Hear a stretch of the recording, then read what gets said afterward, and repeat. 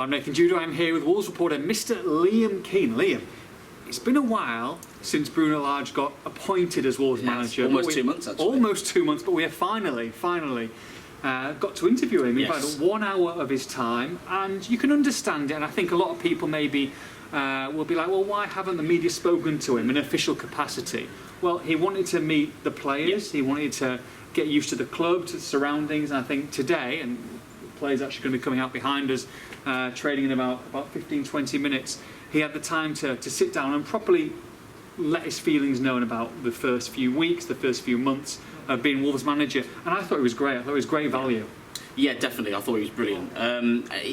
Nuno, if we have to compare the two, because obviously they're both Portuguese, the former manager, Nuno was a brilliant manager for Wolves on the pitch, but I think it's been spoken about before that off the pitch with the media, speaking in press conferences, he wasn't always the most forthcoming, is probably the nicest way to put it. Very nice way.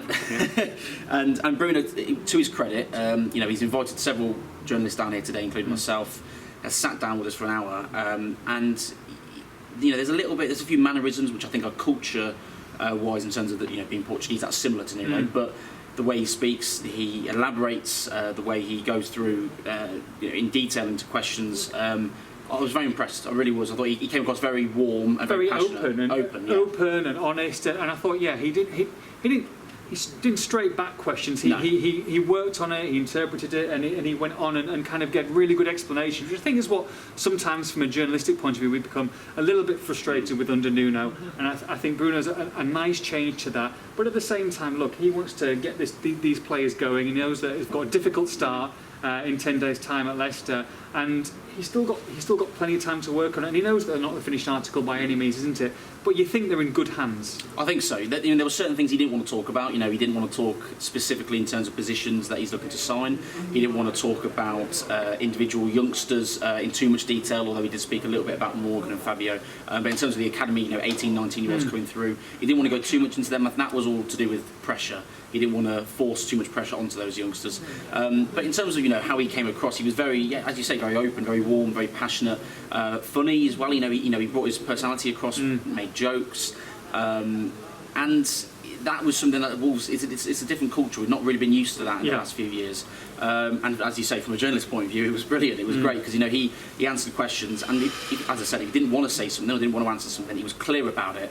But at no point did I feel he was rude or overbearing as well. Which, even though it might not mean much to fans, I think that means a lot when you're building a relationship with a club and a man and a manager, because there is a relationship there, albeit we have hard questions to ask. There is a relationship there to build on, and he's done a very good job of starting that, I think. We can't go into what he said too much because there are embargoes on this, but you will have copy coming out at the weekend and then in 2 or 3 or 4 days' time and back end before the Leicester game as well. However, what he can say, and what I thought was interesting for what he said, is that Wolves have got a lot of potential in the next few years.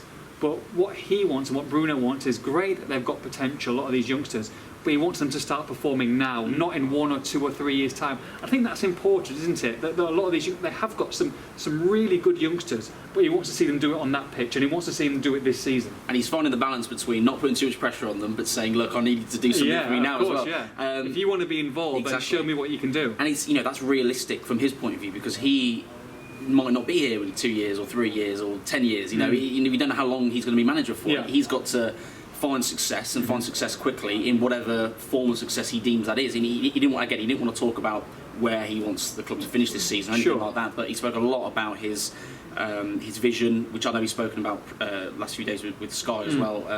He wants them to be aggressive. He wants to chase the ball. He wants to be attacking, exciting, but also not come across as pushovers. He wants them to be in players' faces and teams' faces. And that's important in a Premier League where you're coming up against, and this is his words, coming up against top managers, top players every single week. You need to be able to get in their faces and do something. There will be times where been hard to beat. Exactly, hard to beat, but in a way that's very different to Nuno's style. Now, me and you were just chatting before that. The first few games, it may be slightly similar. He might be 3 at the back or 5 at the back, however you want to put it.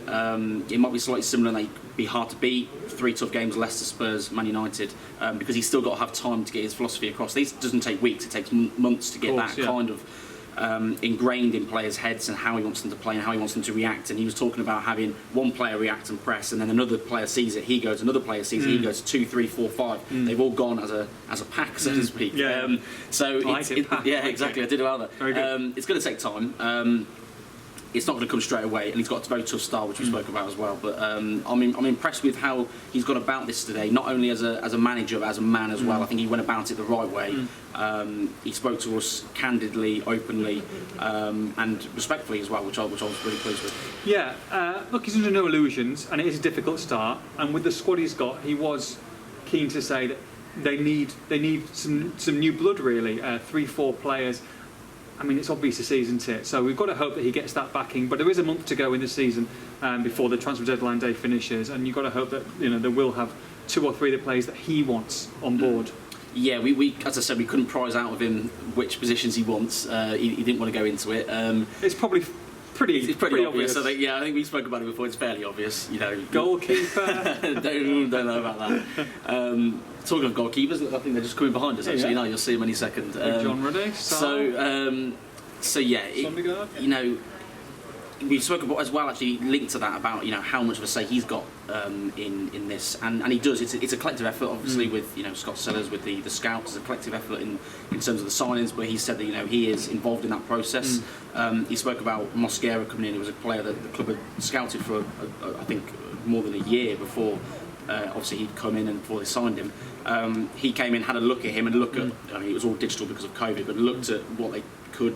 Videos have been playing, and he said, "Yeah, I'm happy with that." They went with the sign, and they went with it, and he's been happy with him since. So there is a process there. They obviously need signings. He knows that. He said before he wants 2 good players in each position. To do that, he needs a couple more signings at least, and that's what he's targeting. It's going to be a busy August, much more busy than it was in July. I bloody hope so. I hope so as well. But as I said on the podcast with you the other day, it was always going to be that way. Plug.